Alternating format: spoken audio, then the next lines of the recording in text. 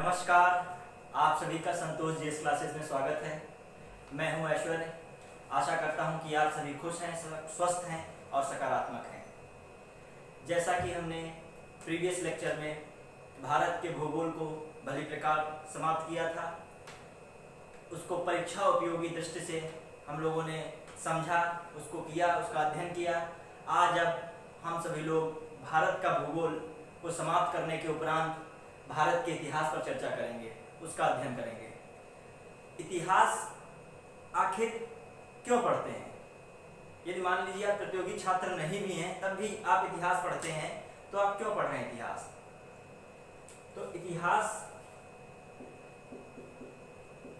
से हमें क्या फायदा है? इतिहास इसलिए हम लोग पढ़ते हैं कि जो हमने पहले गलतियां की, जो देश और समाज को जिनसे नुकसान हुआ, उनको भविष्य में या वर्तमान में उसको हम सुधार सकें। दूसरे तरीके से देखें, जो हमने भूतकाल में, विगत में हमने जो कुछ अच्छे कार्य किए, जो कुछ अच्छी खोजें की, तो उसको वर्तमान और भविष्य में आगे उसको ला सकें, जिससे देश और समाज को लाभ पहुंच सके। इसलिए हम लोग इतिहास पढ़ते हैं। और दूसरा, इतिहास आखिर क्या है? हमने बोला, जो पिछला सेकंड जो हमने बोल रहे हैं, इसके पिछले सेकंड से जो भी समय गया वह सब इतिहास बन रहा है। वैसे तो इतिहास के जनक जो हैं, जो फादर ऑफ हिस्ट्री कौन से हैं? हेरोडोटस हैं। हेरोडोटस माना जाता है, लेकिन हम तो कहते हैं इतिहास का जनक हर कोई है, क्योंकि हर व्यक्ति का अपना एक इतिहास होता है। यदि आप की शादी होती है, आपकी अगली पीढ़ी आती है, तो अगली पीढ़ी जानेगी जो आपके बारे में, वह भी इतिहास है। और दूसरे एंगल से देखें, जो भी निश्चित हुआ है उसका कोई प्रूफ है, कोई अच्छी किताब में है, या उस समय के शिलालेख में है, गुफाओं में है, या कोई भी इस प्रकार के स्तंभ में लेख लिखा है, तो वह इतिहास बन जाता है। जो भी घटित हुआ है,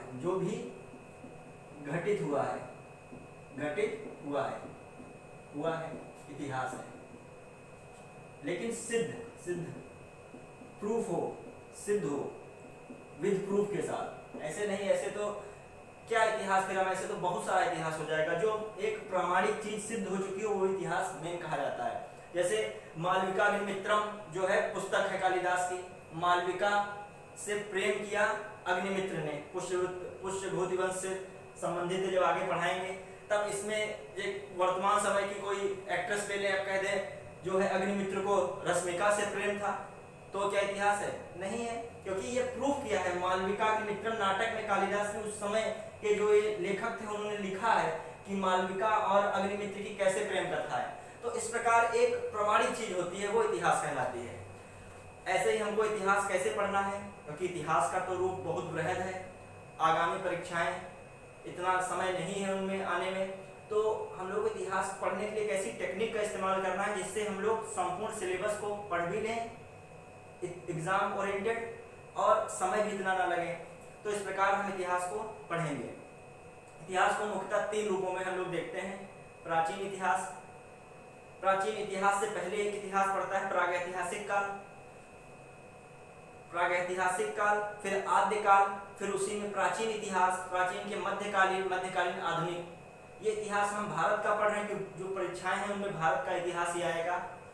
तो जो प्राचीन इतिहास में हम लोग किसको देखेंगे?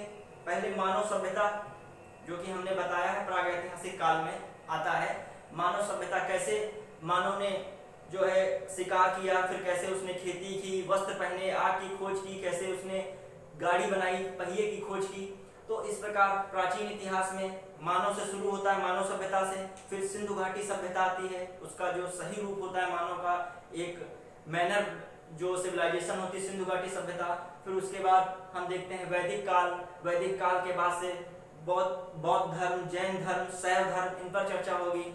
फिर एक मगध काल जो होता है, मगध काल आता है, 6ठी ईसा पूर्व में एक मगध साम्राज्य स्थापित होता है। उसमें हर्यक वंश है, हर्यक वंश के बाद नाग वंश, फिर नंद वंश। फिर ऐसे समय, फिर नंद वंश के जब अत्याचार बढ़ गए, चंद्रगुप्त ने, उसके बाद मौर्य वंश आता है। मौर्य वंश में चंद्रगुप्त मौर्य ने मौर्य वंश की स्थापना की चाणक्य की सहायता से। मौर्य वंश समाप्त होते ही छोटे छोटे टुकड़ों में फिर बट गया, पुष्यभूति वंश ऐसे आता है। उसके बाद गुप्त वंश आया, गुप्त की गुप्तोत्तर वंश आया। फिर दक्षिण भारत में उधर संगम काल शुरू हो जाता है। फिर इसके बाद मध्यकालीन भारत आता है। मध्यकालीन में अरबों का आक्रमण होता है। फिर गजनवी आता है, मोहम्मद गौरी आता है। मोहम्मद गौरी जब यहाँ से जाता है तो अपने गुलाम कुतुबुद्दीन ऐबक को छोड़ के आता है, तो इसलिए पूरा फिर गुलाम वंश चलता है, उसको पढ़ते हैं। फिर गुलाम वंश के बाद हम लोग मुगल काल पढ़ेंगे।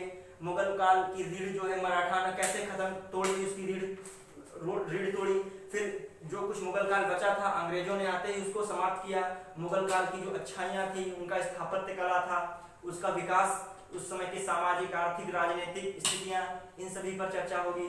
फिर जैसे ही अंग्रेज आते हैं, अंग्रेज आने से पहले विभिन्न यूरोपीय देश आते हैं देश में, उसमें अंग्रेज अपने को सर्वश्रेष्ठ सिद्ध कर लेते हैं और आखिर में भारत की बागडोर और भारत की सत्ता पर अंग्रेज काबिज होते हैं, ब्रिटिशर्स।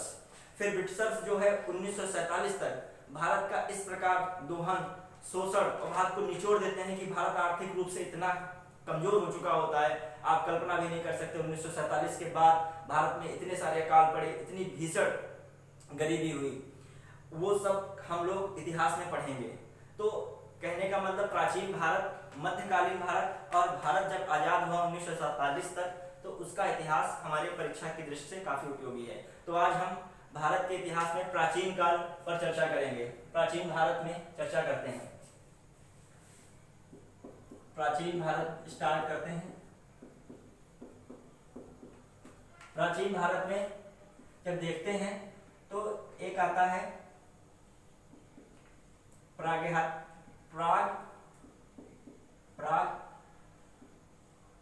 ऐतिहासिक काल। प्राग ऐतिहासिक काल, ऐतिहासिक काल, इसे क्या कहते हैं? प्री हिस्ट्री कहते हैं। प्री हिस्ट्री मतलब हिस्ट्री से पहले का, प्री हिस्टोरिक पीरियड जो है, पीरियड जो इसमें क्या रहता है कि मानव था, मतलब मानव सभ्यता आई, लेकिन उनके पास कोई लिपि नहीं थी। तो उस समय की जानकारी उनके कैसे मिली? जलवायु परिवर्तन हुआ, तापमान, वर्षा, उस समय की जो अलग दशाएं थी, वनस्पति, तो इस प्रकार। और दूसरा, उनके जो औजार मिले, उनका प्रकार बदलता गया समय के अनुसार। तो औजार से और जलवायु की दशा से हम देखते हैं कि उस समय की जानकारी मिलती है, लेकिन उस समय का कोई भी लिखित प्रमाण नहीं है, न कोई लिपि है, वो प्री हिस्ट्री कहलाती है। तो इसमें हम लोग प्री हिस्ट्री को ही कह देते हैं स्टोन एज। कौन सी age? Stone age. Stone age पढ़ेंगे, जिसे पाषाण काल भी कह देते हैं। इसी में प्राग ऐतिहासिक काल में कौन सा काल आता है? पाषाण काल। पाषाण काल प्री हिस्टोरिक में हो गया। अब प्री हिस्टोरिक के बाद जो आता है आद्य, इसके बाद जो समय आएगा आद्य ऐतिहासिक काल।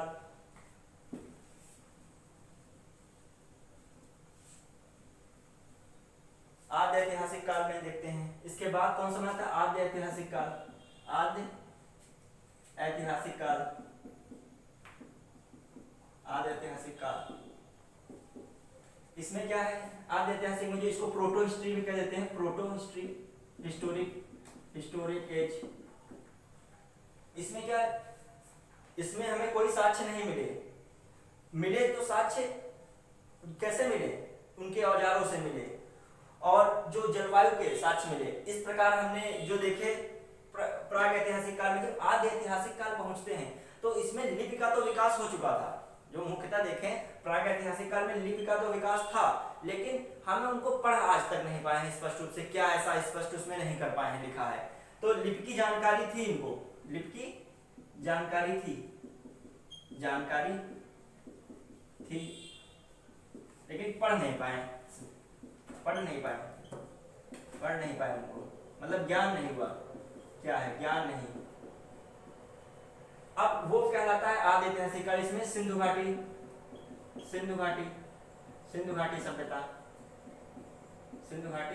सभ्यता। हाँ, इसके बाद जो वैदिक काल आता है, इसके बाद कौन सा? वैदिक काल। ये कह सकते हैं आद्य काल और जो प्राचीन इतिहास के बीच का संक्रमण काल है, मतलब ये जो है वैदिक काल। इसको आद्य काल, आद्य इतिहास में मान लेते हैं, लेकिन ये आद्य इतिहास में भी मानने योग्य नहीं है, क्योंकि इसके जो है वेद मिले हैं, उपनिषद मिले, पुराण मिले, इनको भली प्रकार से समझा गया है, इनका अनुवाद विभिन्न भाषाओं में किया गया है। तो इस प्रकार यह आदिकाल में तो आता है, लेकिन यह किसमें चला जाता है? देखा, हिस्ट्री यहाँ से स्टार्ट हो जाती है, लिखित एक प्रामाणिक हिस्ट्री। तो हम इस प्रकार से शुरुआत करते हैं पाषाण काल से, फिर सिंधु घाटी, फिर वैदिक काल, फिर बौद्ध धर्म, जैन धर्म, शैव धर्म, फिर का इतिहास रियल में जो है शासक के रूप में शुरू हो जाता है छठी ईसा पूर्व मगध के उदय से। तो हम आज पढ़ेंगे पाषाण काल।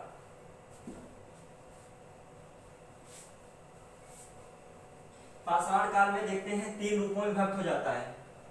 पूरा पाषाण काल, पहले तो पूरा पाषाण काल में भी 3 डाइवर्जन है, 3 जो है, लेकिन हमें ऐसे पहले तोड़ना है पूरा पाषाण काल, फिर मध्य पाषाण काल, फिर जो आता है उच्च पाषाण काल, प्री, मिडल और पोस्ट, 3 जो है स्टोन एज आते हैं।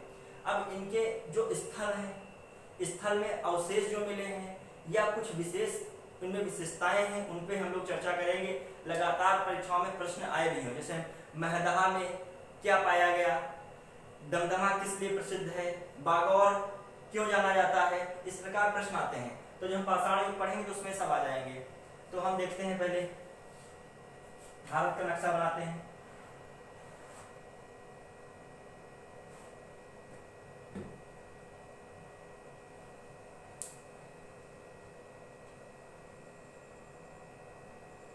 समझने योग्य बनाया जा रहा है।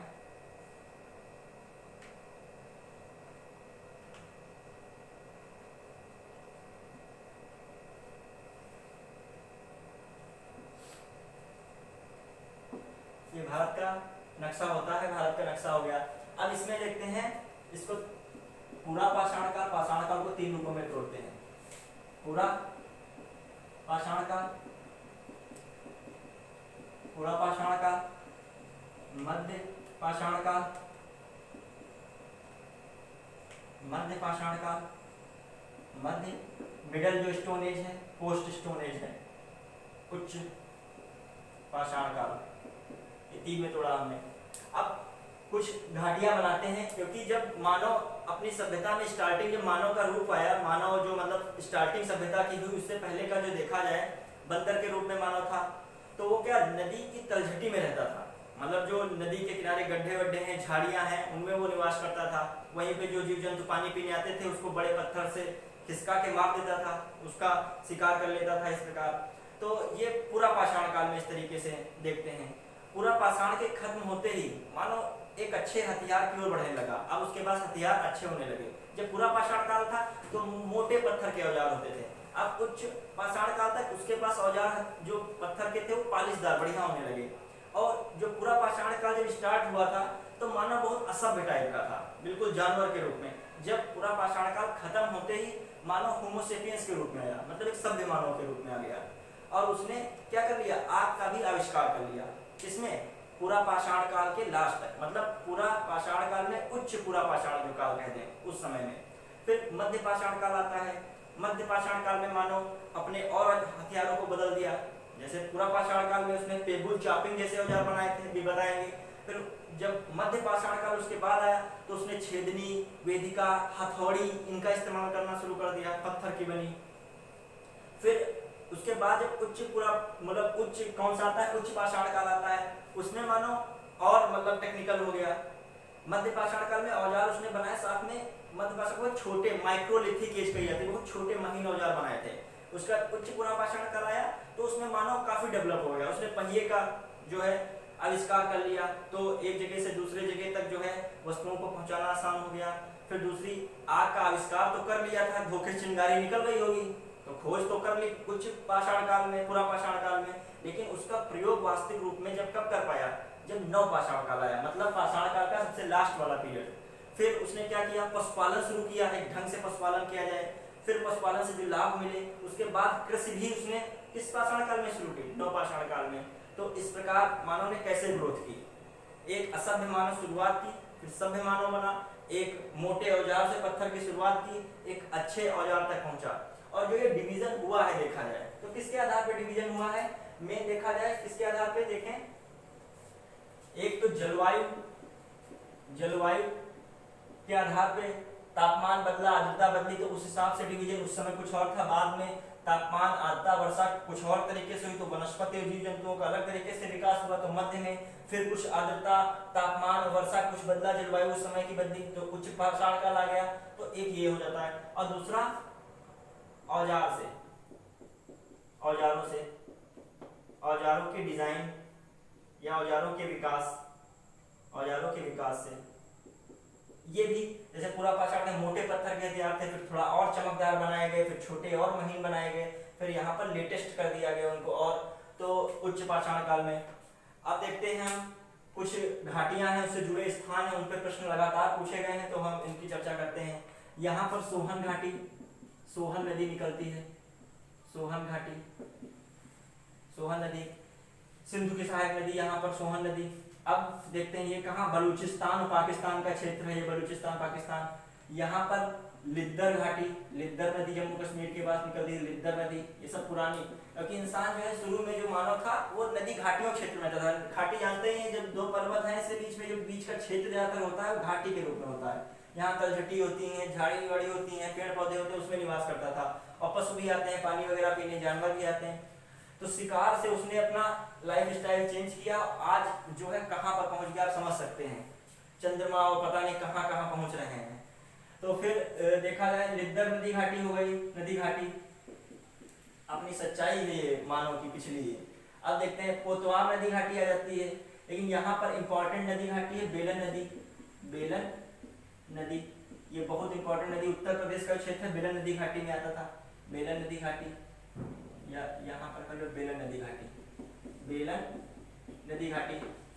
फिर यहाँ पर जो है और बढ़ेंगे, जो हम नर्मदा नदी निकलती है, नर्मदा नदी घाटी, यहाँ से नर्मदा नदी निकलती है तो नर्मदा नदी घाटी, ये कौन सी, नर्मदा नदी घाटी, नदी घाटी।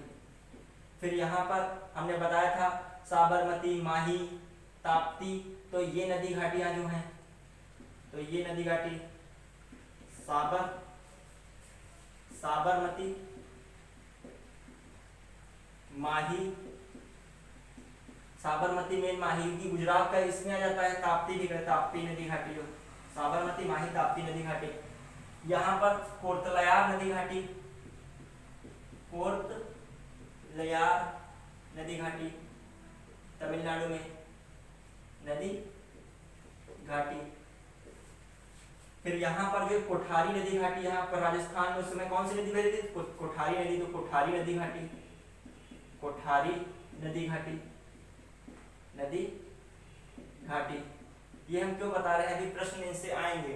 तो अब जो है इस क्षेत्र में हम देखते हैं, यहाँ पर ये मेहरगढ़ पड़ता है, कहाँ, बलूचिस्तान के पास मेहरगढ़, मेहरगढ़, यहाँ मेहरगढ़ है। फिर यहाँ देखते हैं उत्तर प्रदेश में दो जगह बहुत फेमस हैं, एक कोरडी हवा, कोरडी हवा, दूसरा जो यहीं पे उत्तर प्रदेश में कोरडी हवा पड़ा, दूसरा लहुरा देव,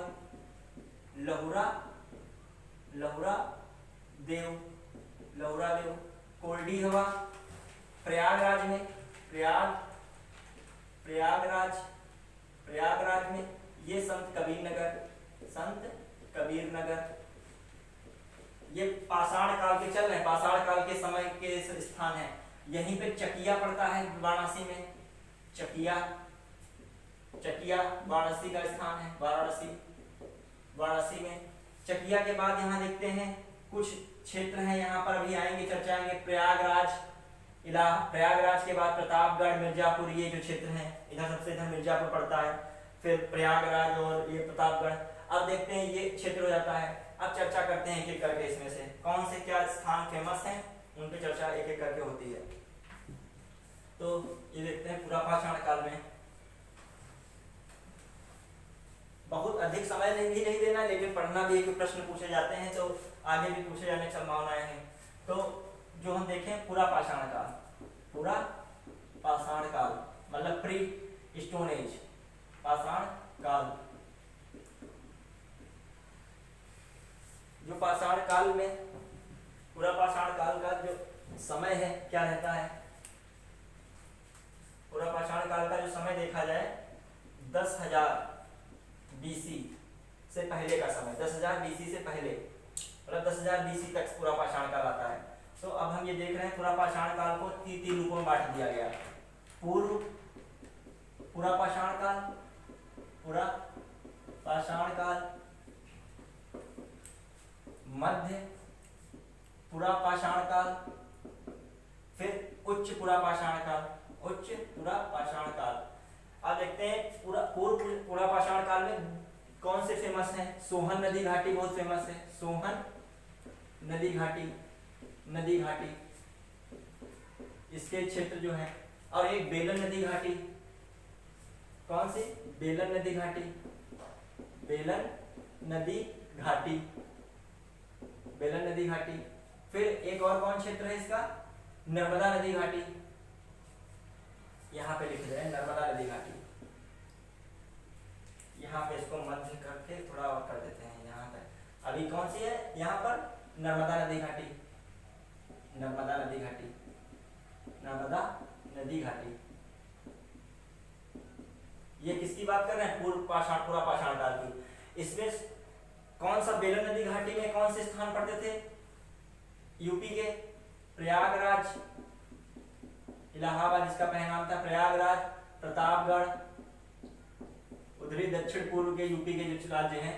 और जो है यहाँ पर पड़ जाएगा मिर्जापुर, मिर्जापुर। ये देखते हैं ये कौन से हैं, बेलन नदी घाटी के क्षेत्र, बेलन नदी घाटी, बेलन नदी घाटी में। अभी इन पे विस्तार चर्चा मध्य पाषाण काल में होती है। फिर ये मेन इसमें जो काल आता है पूर्व पाषाण काल, पूरा पाषाण, इसमें जो है कौन से आते हैं, एक हथनौरा, हथनौरा, ये मानव कंकाल मिलता है, मानव खोपड़ी मिलती है सबसे पहले, मानव खोपड़ी। यह पूछा जाता है हथनौरा में सर्वप्रथम मानव कंकाल कहाँ मिला, तो हथनौरा में मिलता है, ठीक है। यह एमपी, ये कहाँ पे है, हथनौरा, क्योंकि नर्मदा नदी घाटी कहाँ पे है, एमपी में है, तो एमपी में ही होगा। और दूसरा भीमबेटका, भीमबेटका, ये भी, ये जो है किस काल का समय, पूरा पाषाण काल का है भीमबेटका। तो भीमबेटका में क्या है, जो सबसे प्राचीन गुफा है, पत्थर गुफा, सबसे प्राचीन शैल गुफा, शैल गुफा, गुफा है। और यहाँ चित्रकारी बहुत अच्छी हुई है, चित्रकारी, कहने का मतलब जो पूरा पाषाण काल है उसमें भीमबेटका में चित्रकारी सबसे प्राचीन जो है शैल गुफा रहती है। इसमें हिरण के चित्र बने हैं, प्रकृति के चित्र बने हैं, वनस्पतियां विभिन्न प्रकार की हैं। फिर देखते हैं भीमबेटका के बाद जो कौन सी, नर्मदा नदी घाटी में आ जाता है क्षेत्र। फिर जो है देखते हैं कौन सा क्षेत्र है इसी में, नर्मदा नदी घाटी के बाद जो कौन से उसमें विशेषताओं में देखें, ये हम पूर्व पाषाण काल की बात कर रहे हैं। अब विशेषताएं जो इनमें देखें, विशेषता में कौन, विशेषता में इसका मेन जो है, बस एक देखते हैं विशेषता में मेन क्या रहता है। इसमें औजार मिलते हैं, पेबुल मिला औजार, पेबुल, और चापर एक मिला था, चापर। पेबुल क्या था, ऐसे जो है ऐसे मतलब पत्थर गोल गोल होता था, पानी के कटाव से वो ऐसे नुकीला हो जाता था, किनारे किनारे नुकीला, किनारे का नुकीला, इस तरह का गोल गोल। चॉपर क्या था, एक साइड का ऐसे ऐसे होता था, ये चॉपर इस प्रकार के थे, चॉपिंग भी यूज करते थे विशेषता में इस प्रकार के। अब उसके बाद मेन इसमें नर्मदा नदी घाटी, बेलन नदी, सोहन नदी घाटी का इसमें मिलता है। और कोर्तलयार मिला, कोर्तलयार में क्या मिलता है, जो कुल्हाड़ी मिलती है हाथ की बनी हुई। फिर देखते हैं कौन सा, फिर आता है मध्य पुरा पाषाण काल, मध्य पुरा पाषाण काल, पूरा पाषाण काल, पाषाण काल हमने स्थान बता ही दिया था। मध्य पुरा पाषाण काल में हम लोग देखते हैं इसमें जो है क्या होता है, इसमें जो स्थान है ये इंपॉर्टेंट रखते हैं। इसमें के स्थान जो मेन जो देखा जाए कौन सा मिलता है, एक तो साबरमती नदी घाटी मिलती है, साबरमती नदी घाटी का क्षेत्र। लेकिन पहले इसमें जो स्थान देखा जाए पूरा पाषाण काल में, तो उत्तर प्रदेश की बेलन नदी घाटी से संबंधित, बेलन नदी घाटी, नदी घाटी तो मिलती ही है। इसके बाद जो है इसमें मिल जाता है कौन सी नदी, कोठारी नदी घाटी, कोठारी नदी घाटी, नदी घाटी।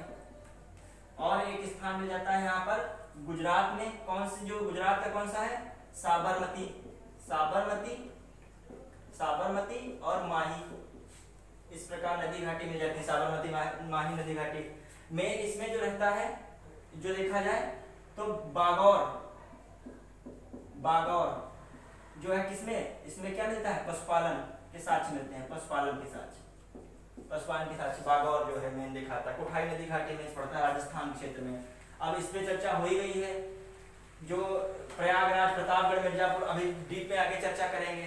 फिर देखते हैं मध्यपुरा पाषाण काल में, इसको माइक्रोलिथिक कहते हैं। इसमें क्या बनने लगे थे, माइक्रोलिथिक, थोड़ा सा और सुधार होने लगा था, मतलब डिजाइन में और सुधार हुआ, तो मध्यपुरा पाषाण काल। फिर उसके बाद जो बढ़ते हैं आगे क्या आता है, और इसमें देखते हैं क्या रहता है। इसमें एक और क्षेत्र हो जाता है, सिंहभूम है, जैसे सिंहभूम, सिंहभूम क्षेत्र। फिर और एक क्षेत्र आ जाता है पलामू, ये झारखंड के क्षेत्र मिल जाते हैं, झारखंड के।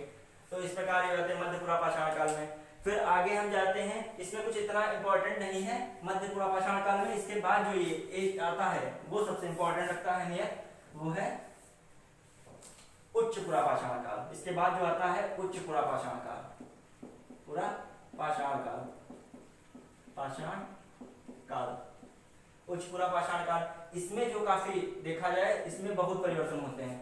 एक तो इसमें आग की खोज हो जाती है, आग की खोज, आग की खोज क्या, आग की खोजी होती है, प्रयोग नहीं हो रहा है। और जो मानव शुरुआत में पूरा पाषाण काल में असभ्य था, अब सभ्य मानव, सभ्य मानव बन गया। सभ्य मानव मतलब होमोसेपियंस मानव की हो गई बात, होमोसेपियंस, सेपियंस, ये हो जाता है। यहां से देखते हैं पालिशदार जो होता है, मतलब औजार को पालिश वगैरह की जाने लगती है, पालिशदार, पालिशदार हथियार जो बनने लगते हैं। अब उच्चपुरा पाषाण काल में ये जो पाषाण काल आता है, ये जो मानव को बहुत डेवलप करता है। तो जिस हिसाब से मानव तलझटी में रहता था, अब वो तलझटी से थोड़ा सा आगे बढ़ रहा है। फिर उसके बाद हम जो देखते हैं, ये तो पूरा पाषाण काल हो जाता है। इनकी हमें ज्यादा अवस्था नहीं याद रखनी है। पूरा पाषाण काल जो 9 लाख वर्ष पहले था, इतना हमें डाटा नहीं याद रखना है, थोड़ी सी बस जानकारी के लिए बताना जरूरी था। अब जो है मध्य पाषाण काल जो आता है,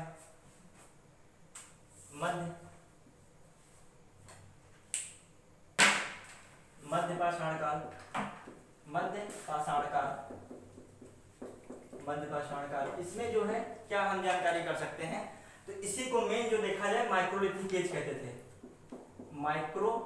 माइक्रोलिथ मतलब छोटे औजार, माइक्रोलिथ औजार थे। इसमें बहुत छोटे पत्थर के औजार बनते थे, लिथ पत्थर और माइक्रो छोटे पत्थर बनते थे। मध्य पाषाण काल जो है, इसी में हम देखें इसको 3 मुख्यतः भागों में बांटते थे, मुख्य 3 भागों में। एक तो बेलन घाटी, बेलन नदी घाटी, नदी घाटी। इसमें कौन से 3 स्थान थे बेलन नदी घाटी में, प्रतापगढ़, मिर्जापुर और जो आपका क्षेत्र पड़ता है प्रयागराज। मेन जो है प्रतापगढ़, प्रतापगढ़, प्रतापगढ़, प्रयागराज, प्रयागराज और ये मिर्जापुर, मिर्जापुर, ये जो क्षेत्र है इसमें। और फिर एक कोठारी नदी घाटी आती है, जो हमने बताया था बागौर का मिला था, इसमें भी बागौर ही का रहता है कोठारी नदी घाटी, इसमें भी जिक्र रहता है नदी घाटी। और इसके बाद जो क्षेत्र आता है एक जो है माही साबरमती, माही साबरमती जो नदी है, नदी घाटी है, नदी घाटी। तो जो देखें इसमें जो है कोठारी नदी घाटी में बागौर रहा, बताया था बागौर सबसे पहला पशुपालन का साक्ष्य मिलता है, पशुपालन सबसे पहले पशुपालन का साक्ष्य जो है बागौर से मिलता है। अब प्रतापगढ़ और प्रयागराज, इससे जो क्षेत्र है वो बहुत पूछे जाते हैं, दोनों से मिलन से क्षेत्र बनते हैं। एक तो यह रहता है महादहा, बहुत बार पूछा गया है। सबसे ज्यादा जो कंकाल मिलते हैं तो कहाँ मिलते हैं, महादहा में मिलते हैं सबसे ज्यादा कंकाल, महादहा। और कंकाल के साथ इसमें देखिए कंकाल तो मिलते ही हैं, इसमें मिलती हड्डियां बहुत मिलती हैं। यहाँ भूचड़ खाना रहता है, महादहा में क्या है, हड्डियां मिलती हैं। हड्डियां जब मिलेंगी तो हड्डियां कहाँ मिलेंगी, भूचड़ खाना, तो भूचड़ खाना का भी साक्ष्य, हड्डियों के भी साक्ष्य। और हड्डियों और सींग से निर्मित जो आभूषण बनते थे उसके साक्ष्य। तो हड्डियों से बने आभूषण, बने आभूषण, सबसे ज्यादा नरकंकाल तो नहीं कहेंगे लेकिन हड्डियों से बने आभूषण यहाँ पे आते हैं। और एक दमदमा मिलता है, दमदमा ये पूछा गया है। जो इसमें युग्मित समाधान मिले हैं, मतलब युग्म में थे, युग्मित समाधान पूछा गया है एक बार, युग्मित समाधान कहाँ पाए गए, दमदमा में। और एक और इसमें हो जाता है, इसमें कई सारे जो हैं और भी मतलब समाधान के अलावा 3 युग में भी 3 मतलब 300 एक साथ पाए गए 300, ठीक 300 वाला भी मिलता है दमदमा में। और एक इसी क्षेत्र में एक और क्षेत्र आ जाता है जो बहुत इंपॉर्टेंट स्तंभ गर्त मिलता है, स्तंभ गर्त एक क्षेत्र प्रयागराज के पास है, उसमें स्तंभ गर्त मिल जाता है। अब मिर्जापुर में एक लेखैया है क्षेत्र, लेखैया पूछा गया है सबसे ज्यादा नरकंकाल, सबसे ज्यादा नरकंकाल ये पूछे गए प्रश्न है इस प्रकार के, तभी हमने बता दिए ये पूछे जाने की उसमें संभावनाएं नहीं है। तो इस प्रकार जो है ये कुछ क्षेत्र रहे हैं। और माही साबरमती नदी घाटी में कौन सा, लखनाज ये गुजरात में पड़ता है, लखनाज गुजरात में पड़ता है। इस प्रकार प्रश्न पूछे गए हैं। तो हमको ये याद रखने की उत्तर प्रदेश की परीक्षा दे रहे तो मादहा भी है, दमदमा भी है और यहाँ पर जो है लेखैया भी है और एक मोरहाना पठार पड़ता है। मोरहाना पर्वत इतना इंपॉर्टेंट नहीं है, लेकिन ये क्षेत्र मादहा दमदमा बहुत इंपॉर्टेंट है, ये पूछा जाता है, पूछा गया है। फिर जो है देखते हैं ये मध्य पाषाण काल समाप्त होता है। फिर कौन सा पाषाण काल आता है, जो कहा जाता है कि कौन सा पाषाण काल, संक्रमण पाषाण काल था तो मध्य दोनों के बीच का। अब जो है कौन सा आता है, नव पाषाण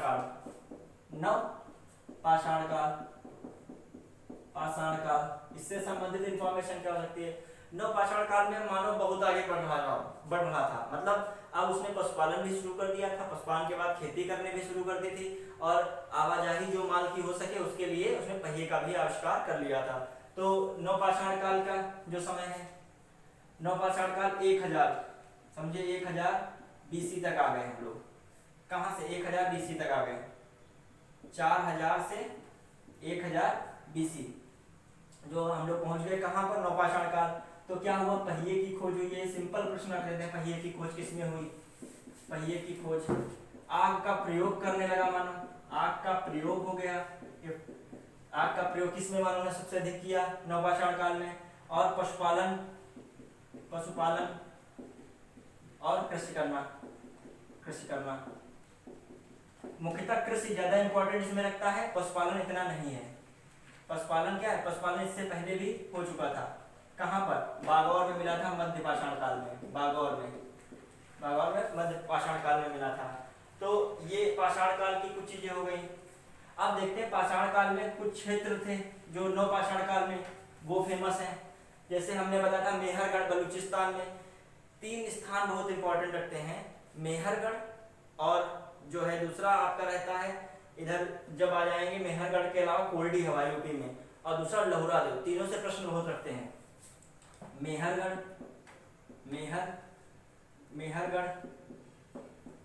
फिर जो हम इसको ऐसे सीक्वेंस में रखें, मेहरगढ़ पहले रखते हैं चलो, और लहुरादेव और कोल्डी हवा। ये प्रश्न कंफ्यूजन करता है, इन पे प्रश्न आते हैं। ये तीनों क्षेत्र नवपाषाण काल में पाए गए, जो तीनों हैं कृषि के साक्ष्य मिले हैं, तीनों में कृषि के साक्ष्य मिले और साथ ही चावल के भी साक्ष्य, चावल धान के साक्ष्य मिले। अब प्रश्न यूपी में कई बार आया है कि सबसे पहले जो है सबसे प्राचीन चावल के साक्ष्य मिले, मेहरगढ़ भी ऑप्शन दिया होता, लहुरादेव, कोल्डी हवा, आलमगीरपुर, मतलब तीनों ऑप्शन दिए हों। तो सबसे प्राचीन जो है भारतीय, प्रश्न आया भारतीय उपमहाद्वीप में सबसे प्राचीन कृषि के साक्ष्य कहाँ मिले हैं, तो सबसे प्राचीन लहुरादेव है, सबसे प्राचीन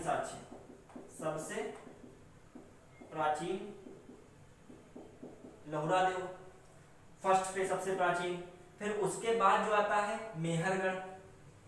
मेहरगढ़ सेकंड पे, थर्ड पे प्राचीन कोल्डी हवा।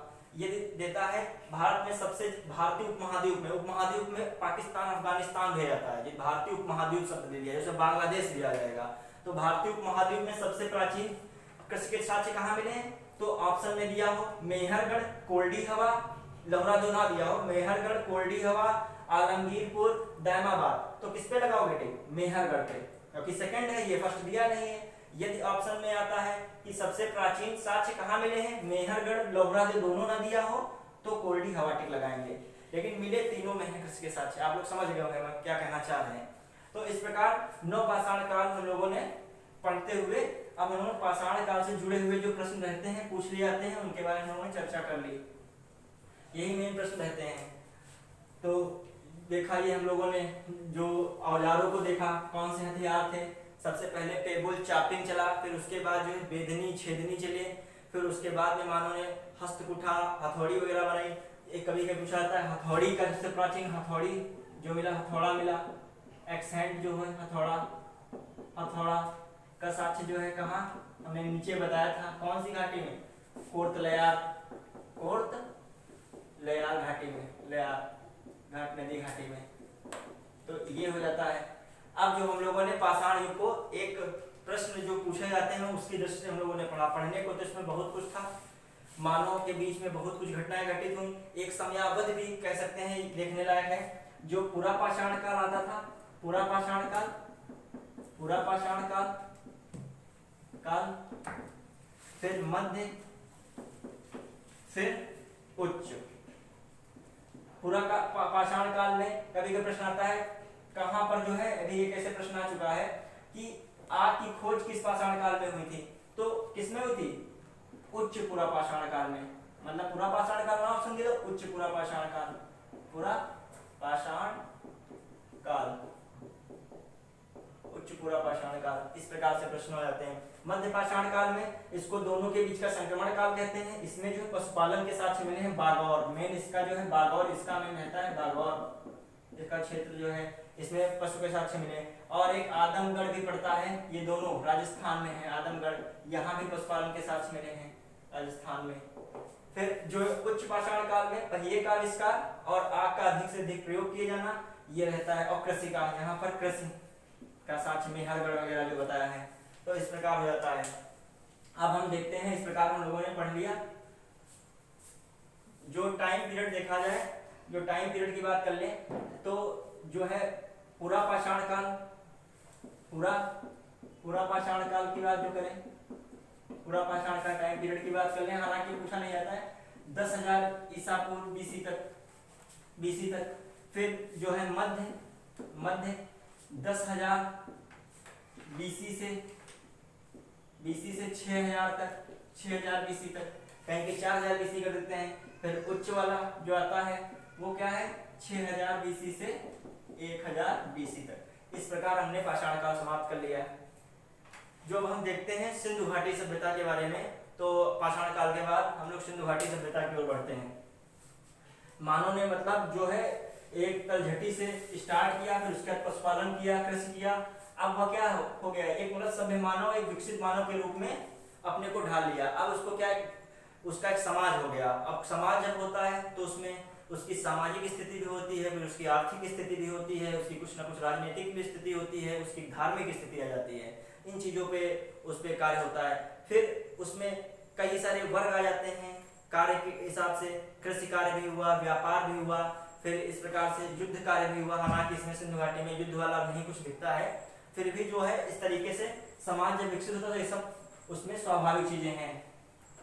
जीविकोपार्जन के लिए कई सारे साधन। तो सिंधु घाटी सभ्यता देखते हैं, सिंधु घाटी सभ्यता।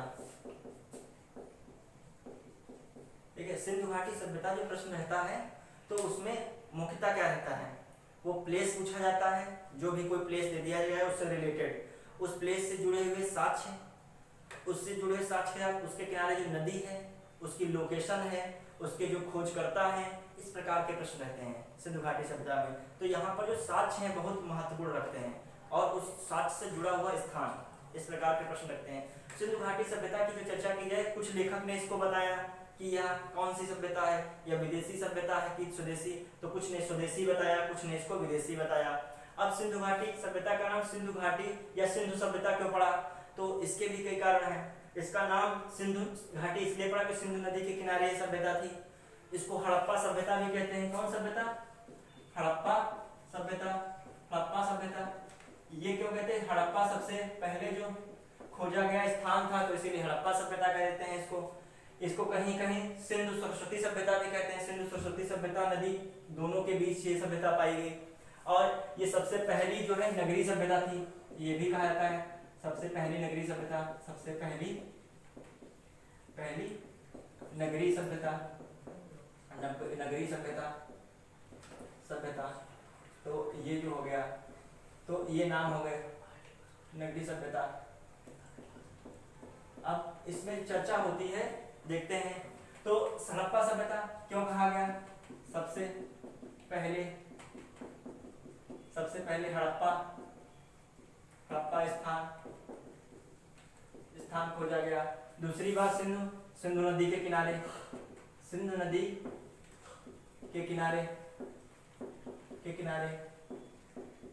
सबसे पहले नगरीय सभ्यता। अब इसका विस्तार कहाँ रहता है? इसका विस्तार देखते हैं। पहले देखते हैं पाकिस्तान में है, पाकिस्तान, फिर अफगानिस्तान, पाकिस्तान के पश्चिम साइड में अफगानिस्तान बहुत छोटा विस्तार है अफगानिस्तान में, लेकिन हाँ है, प्रश्न आ जाए विकल्प में तो अफगानिस्तान में भी है, भारत में तो है ही है, मेन तो भारत में ही है। अब देखते हैं पाकिस्तान में कहाँ लोकेशन है इसकी।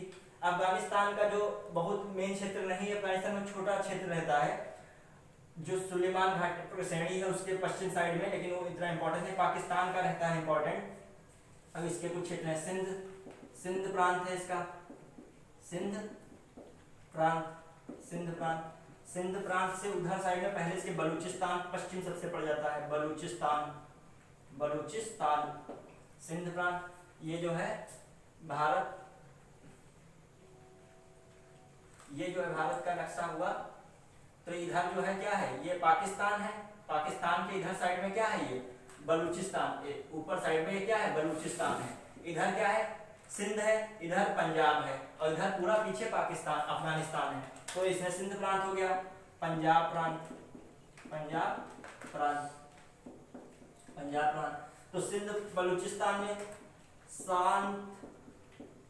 शांत केंगेंडोर,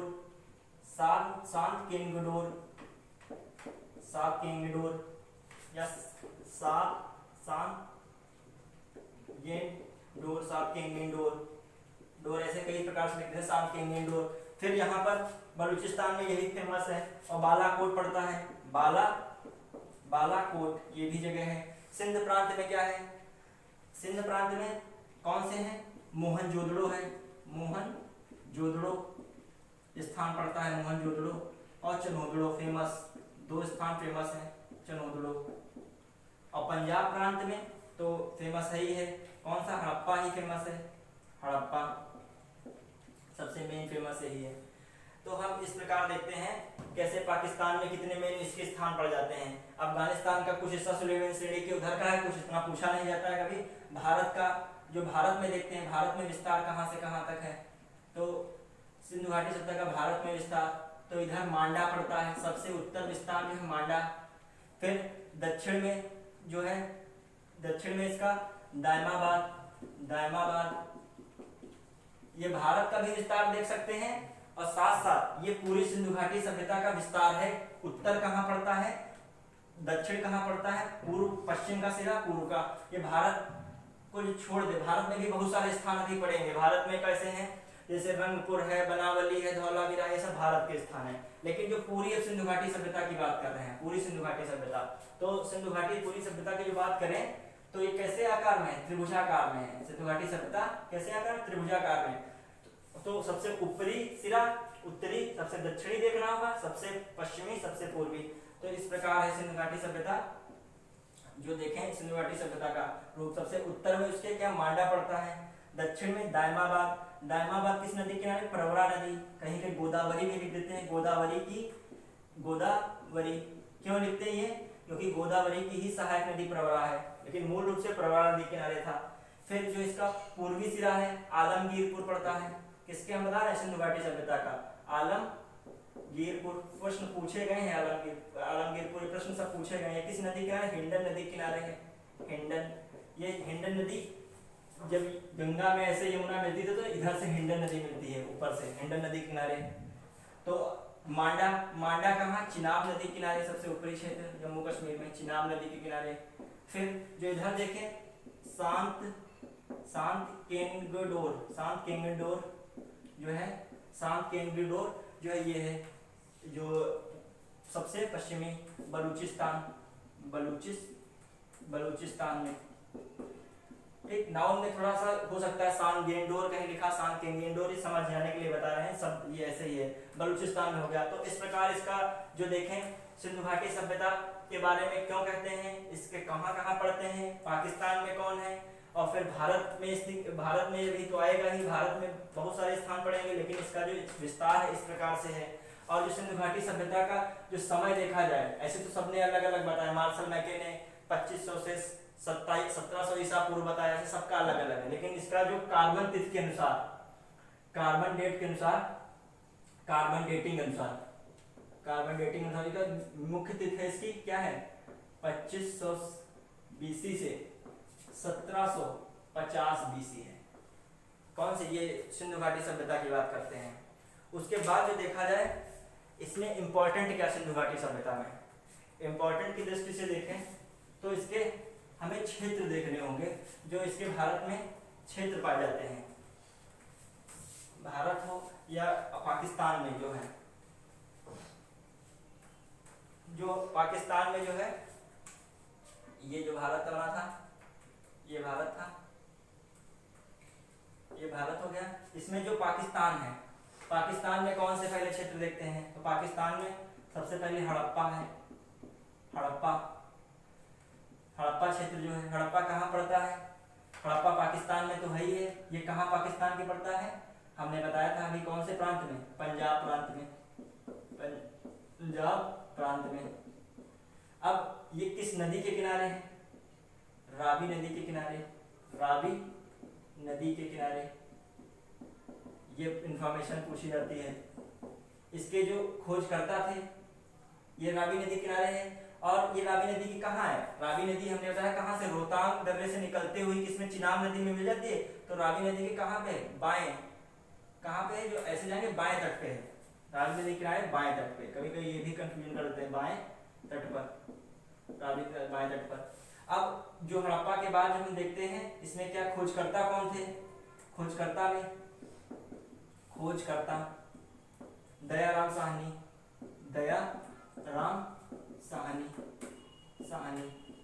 अब इसकी मेन जो है साक्ष्य पे बात करते हैं, इसमें क्या साक्ष्य रहे, एक तो इसमें स्वास्तिक का चिन्ह मिलता है यहीं पे, फिर क्या रहता है, योग क्रिया, जो योगी की मूर्ति है, जो योग क्रिया मिलता है, फिर क्या मिलता है, योग क्रिया के उपरांत यहाँ पर समाधान कुछ मिलते हैं, ये पूछे भी जाते हैं समाधान किस प्रकार के हैं, और इसमें अन्नागार भी मिलता है। तो साक्ष्य में देख लें, साक्ष्य आते हैं इसके टिक लगाने के लिए, साक्ष्य में ये योग क्रिया मिलता है, फिर योग क्रिया के बाद स्वास्तिक चिन्ह मिलता है, स्वास्तिक चिन्ह जो ऐसे करके ऐसे होता है, ऐसे टाइप का, ये स्वास्तिक चिन्ह हो गया। फिर जो है यहाँ पर समाधान ऐसे होता है, R37 समाधान का नाम एक है H, पूछा था R37 क्या है, समाधान है, फिर R37 का मैच दी कॉलम आ जाता है, तो किसमें, हड़प्पा सभ्यता में लगाएंगे। और गर्भ से निकलता हुआ पौधा, निकलता वृक्ष, ये भी हो जाता है इसमें। और अन्नागार मिलता है, सबसे बड़ी बात कहा क्या है, अन्नागार, जहाँ पे अन्न ग्रेनरी, ठीक, अन्नागार मिलता है, अन्नागार ये मिलता है यहाँ पर। तो ये कभी अन्नागार कहाँ पाया गया, अन्नागार ऐसे सीधे प्रश्न रख देते हैं हड़प्पा में, स्टैटिक पोर्शन ज्यादा रहता है सिंधु घाटी सभ्यता में। फिर इसके बाद जो चर्चा करते हैं सिंधु घाटी के बाद, हड़प्पा के बाद, इतनी इंफॉर्मेशन हड़प्पा से पूछी जा सकती है। अब जो है पाकिस्तान में भी चल रहे हैं, फिर हम देखते हैं मोहनजोदड़ो,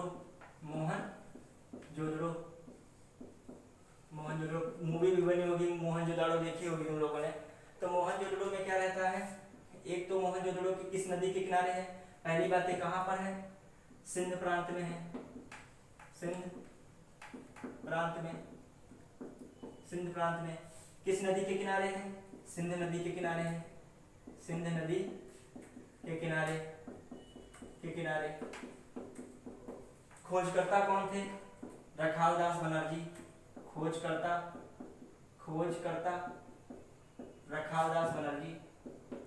रखालदास बनर्जी, रखालदास बनर्जी, रखालदास बनर्जी हो गए। अब इसके देखते हैं, इसकी खोज जो हड़प्पा की गई थी 1921 में की गई थी, इसकी 1922 में मान लेते हैं, 21-22 तक मान लेते हैं, मोहनजोदड़ो। अब इसके जो साक्ष्य हैं वो इम्पोर्टेंट बहुत रखते हैं हम यार, साक्ष्य जो है वो इसकी इम्पोर्टेंस बढ़ा देते हैं। इसमें क्या मिला, जो है जो हम लोगों ने अन्नागार तो वहां पढ़ लिया था, अब जो है स्नानागार में मिलता है यहाँ पर है, लेकिन जो इसमें मेन है पशुपति की मूर्ति मिलती है, पशुपति, और इसमें एक बहुत पाई थी नर्तकी की मूर्ति, नर्तकी की मूर्ति। तो इसका जो मेन नर्तकी और पशुपतिनाथ की मूर्ति इसका मेन रहता है। अब देखते हैं स्नानागार भी यहाँ पर मिलता है, विशाल स्नानागार,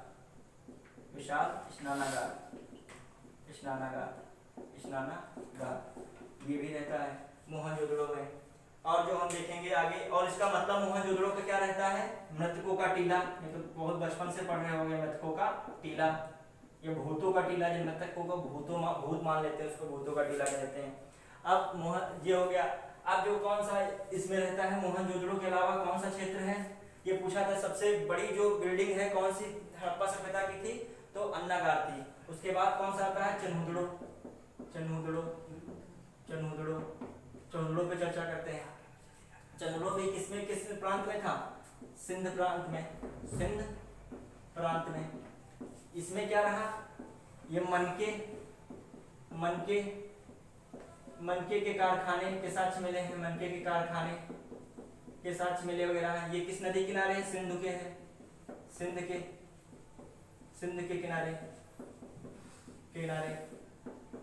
के किनारे है। इसके जो है जो खोज करता है वो कौन से हैं, इसके खोजकर्ता मजूमदार हैं, मजूमदार खोजकर्ता हो जाते हैं। मन के कारखाने इसमें मिलते हैं। इतना ही चन्हुदड़ो में इंपॉर्टेंट रहता है। जब मन के कारखाने मिले, इसका मतलब कहीं कहीं लिपस्टिक, चूड़ियाँ, इस तरीके के क्वेश्चन आ जाते हैं, तो वो भी चन्हुदड़ो से ही मिले, क्योंकि यहाँ पर कॉस्मेटिक सामान चन्हुदड़ो से ही प्राप्त होते हैं। ये भी पाकिस्तान में स्थित था।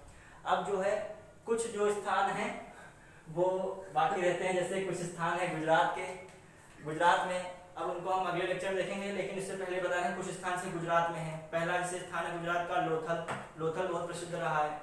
लोथल कहाँ है, किस नदी किनारे, भोगवा नदी के किनारे। उसकी आर एस शर्मा ने खोज की। लोथल से क्या प्रश्न रहता है, सबसे बड़ा गोदीवाड़ा बंदरगाह लोथल में, फिर अग्निवेदिका लोथल में। फिर क्या रहता है, वहाँ चावल की जो खेती के साक्ष्य मिले, वहाँ लोथल में भी पाए गए धान के साक्ष्य। फिर क्या लोथल में मिलता है, इंपॉर्टेंट है, ये सब क्वेश्चन पूछे गए हैं इस प्रकार के क्वेश्चन। लोथल में क्या क्या मिलता है, जो समाधान मिलता है, युग्मित समाधान लोथल में पाया गया। फिर एक धौलावीरा क्षेत्र पड़ता है, धौलावीरा, उसमें क्या रहता है, धौलावीरा और सुरकोटदा दो जो क्षेत्र हैं वो कच्छ के क्षेत्र में पाए जाते हैं। ये गुजरात में 3 मुख्य हैं, पहला लोथल, दूसरा धौलावीरा, तीसरा जो सुरकोटदा। धौलावीरा क्या है, धौलावीरा और सुरकोटदा दोनों कच्छ क्षेत्र में है। लोथल कच्छ से अलग काठियावाड़ तट पे है। तो जो धौलावीरा है वहां पर एक साइन बोर्ड मिला है जिसमें 10 चिन्ह बने हुए हैं, मतलब मोहरों के 10 चिन्ह बने हुए हैं। ये पूछा गया है प्रश्न, 10 चिन्ह या साइन बोर्ड कहाँ मिला है, धौलावीरा में मिला है। और इसमें एक क्रीड़ा का मैदान भी धौलावीरा में मिला है। फिर सुरकोटदा में जाएंगे। सुरकोटदा में क्या रहता है, जो घोड़े की हड्डियां मिली हैं। हालांकि लोग घोड़े से परिचित थे, लेकिन घोड़े की हड्डियां मिली हैं, अवशेष में घोड़ा पाया, मतलब मिला है इनको। फिर जब हम ऐसे ही चलेंगे हरियाणा में राखी गढ़ी पड़ता है। तो प्रश्न आ जाता है कि सबसे बड़ा क्षेत्र भारत में कौन सा था सिंधु घाटी सभ्यता का, तो राखी गढ़ी था। और सबसे जो सेकंड पे बड़ा क्षेत्र है वो धौलावीरा है। इस प्रकार जब है हम लोग आगे बढ़ते हैं, जब सिंधु घाटी सभ्यता पढ़ लेंगे तो इसके इसी में जो इसकी कैसे उस समय का समाज था, किस प्रकार का, एक बौद्धिक वर्ग था, दूसरा योद्धा वर्ग था, तीसरा जो था व्यापारी वर्ग था, फिर चौथा में क्या था, श्रमिक वर्ग था। इस प्रकार इस वर्ग ये भी बना था सिंधु घाटी सभ्यता में। इसकी जो सामाजिक दशा में देखते हैं, फिर इसकी आर्थिक दशा में देखते हैं। आर्थिक में ये क्या था, इसमें व्यापार होता था, कृषि होती थी, आर्थिक दशा हो जाती थी इसकी। फिर जो इसमें हम देखते हैं राजनीतिक दशा, इसमें कुछ थी ही नहीं।